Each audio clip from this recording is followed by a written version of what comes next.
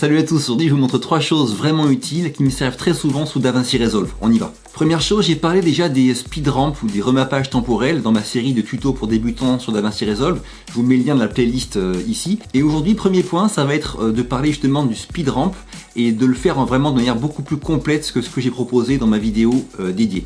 Alors là, je vous propose de commencer avec ces deux plans là qui sont des plans en drone.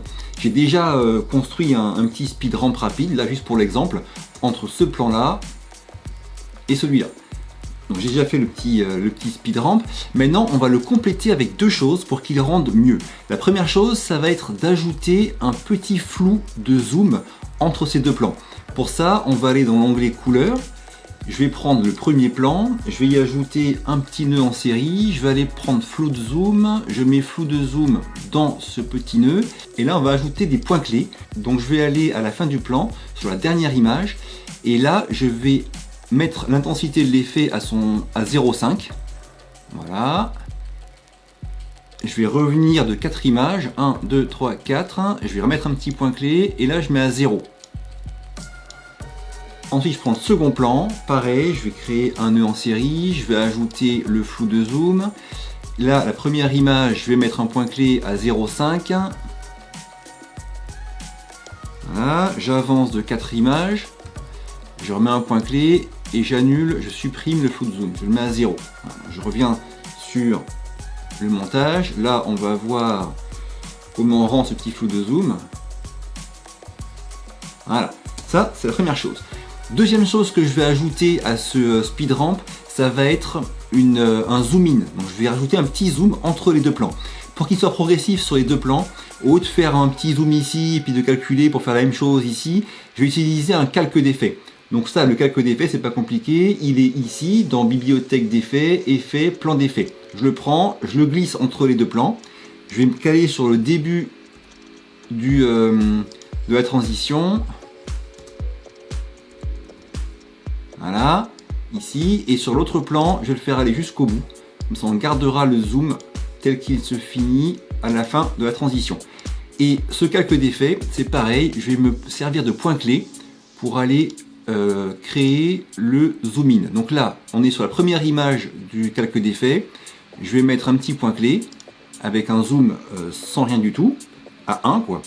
J'avance sur la transition, et quand elle se finit, par ici, là je vais mettre un petit point clé et un zoom à 1,30, on va essayer comme ça.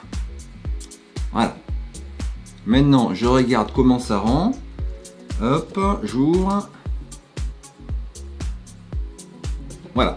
Donc là, la transition avec speed ramp, j'y ai ajouté un zoom in et un flou de zoom. Et elle est beaucoup plus sympa que ce qu'elle n'était au début avec juste le speed ramp.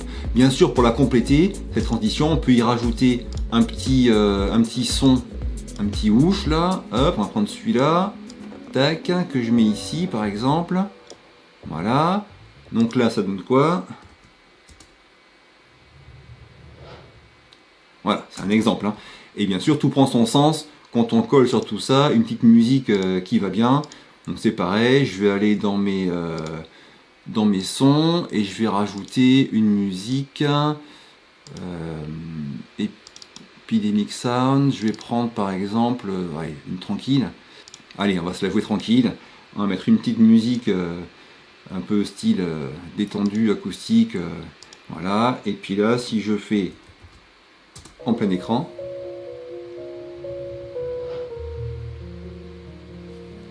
alors si je veux encore pousser, on va essayer de caler pile. Voilà, ça, cette petite partie ce petit changement dans la musique là, je vais essayer de le caler pile sur la transition. Donc c'est ici. Voilà.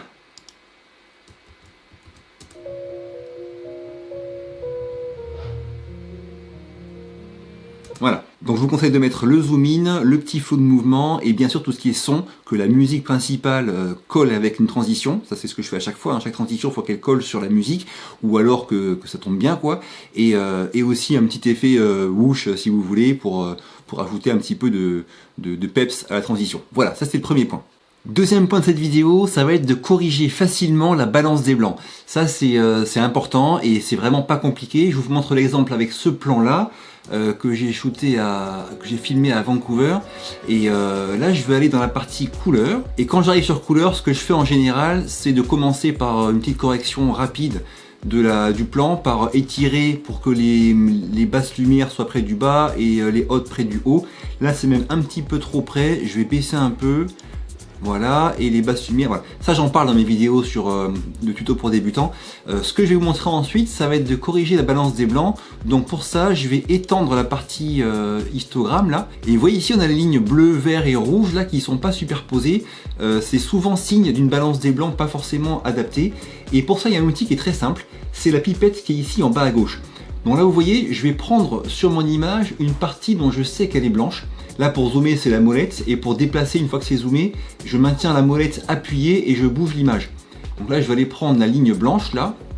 Hop, je prends la pipette et je viens cliquer dessus. Et là, vous voyez, comme par magie, tout est superposé ici, là. Et normalement, là, j'ai corrigé un peu la balance des blancs. Alors l'image, elle reste plate parce que j'ai filmé en plat et il faut encore travailler dessus pour la rendre plus dynamique. Mais au moins, dès le début, j'ai corrigé la balance des blancs et c'est vraiment ce que je voulais vous montrer aujourd'hui. Je referai très prochainement un tuto complet plus poussé sur l'onglet couleurs pour vous montrer comment moi je travaille. Mais bon, pour l'instant, je voulais vous montrer aujourd'hui dans cette vidéo que la partie balance des blancs. Maintenant, on passe sur le troisième point de cette vidéo. Ça va être pour ceux qui veulent publier une vidéo, notamment sur Instagram, et qui vont vouloir changer le format de leur vidéo. Je vous montre comment moi je fais et ce que je vous conseille de faire. Donc là, j'ai un petit montage vidéo que j'ai fini et qui est fait au format 16/9, donc en 1920 par 1080p. Et du coup, pour le mettre sur Instagram, je vais devoir le changer parce qu'Instagram, moi j'aime pas trop ce format là et c'est mieux pour les posts Instagram de mettre des vidéos en format 5/4. Donc du coup, je vais devoir le changer et le mettre en 1350 par 1080. C'est un exemple, hein, mais n'importe quel format 5/4 marchera. Moi, je vais utiliser 1350 de longueur et 1080 de hauteur. Donc pour faire ça, il y a un truc qui est très simple sur DaVinci Resolve, c'est de commencer par créer une deuxième timeline. Donc là, je vais aller dans Fichier, Nouvelle timeline. Donc timeline 2, hop, créer. Une fois qu'elle est créée, je vais aller dans les paramètres et là je vais mettre, donc ici je vais mettre custom et là je vais rentrer 1350 par 1080. Voilà, on reste en 25, enregistré. Là je suis passé sur un projet en 1350 par 1080. Maintenant on va revenir sur la timeline 1 et je vais tout simplement copier l'intégralité du montage. Voilà, donc là je vais faire CTRL-C. Hop, je reviens sur ma timeline 2, je me mets au début, c'est bon, j'y suis, CTRL-V. Ah, là, j'ai bêtement copié mon montage dans la timeline 2. Alors forcément, ça fait apparaître ces bandes noires au-dessus, ce qui ne m'intéresse pas. Moi, je veux pas avoir ces bandes noires au-dessus, c'est pas bon du tout. Et donc pour ça, il faudrait qu'on zoome dans l'image. D'accord? Et si je zoome dans chacun des plans, déjà ça prend 1000 ans, et en plus si j'ai fait des corrections de zoom dans les plans, des transitions smooth zoom ou comme ça va tout me faire perdre et me foirer. Donc ce qu'on va faire, c'est qu'on va créer ici une piste supplémentaire, et là on va ajouter un calque d'effet. Hop, au début, je vais prendre l'intégralité du montage, voilà. Donc on le met bien tout à fait en haut de la timeline pour que ce qu'on y applique concerne tous les plans qui sont en dessous. Et là, je vais zoomer dedans de manière à ce que tous les plans rentrent comme il faut dans mon format 5/4. Voilà. Après, on peut vérifier que tout se passe bien. Donc on va y aller plan par plan, juste pour voir si on veut recadrer ou comme ça. Là, ça me va. Voilà. Celui-là, peut-être qu'on peut un peu le décaler. Je vais le sélectionner et le décaler un peu comme ça, peut-être, pour plus avoir l'escalier dans l'axe. Voilà, donc là, vous voyez, après on peut ajuster au coup par coup chacun des plans, si on en a besoin. Voilà, donc l'idée c'est d'utiliser le calque d'effet pour faire un zoom global sur toute la timeline. Alors là, forcément, vous avez vu que mon titre aussi, il est parti en vrille. Donc ça, je vais le recentrer un peu. Vidéo, hop, position X, position Y. Voilà, on va un peu le réduire aussi. Il est un peu trop gros par rapport au format de la vidéo. Hop. Hop. Et puis mon petit Monsport 06 là a disparu aussi. Je vais le ramener.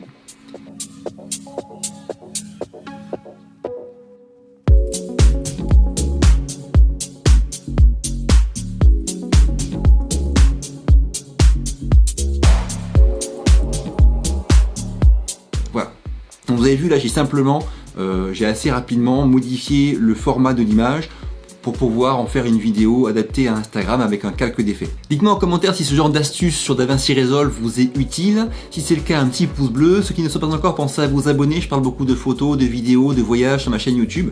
Moi je vous quitte, à très vite pour la prochaine et d'ici là, bougez-vous purée. Bougez-vous.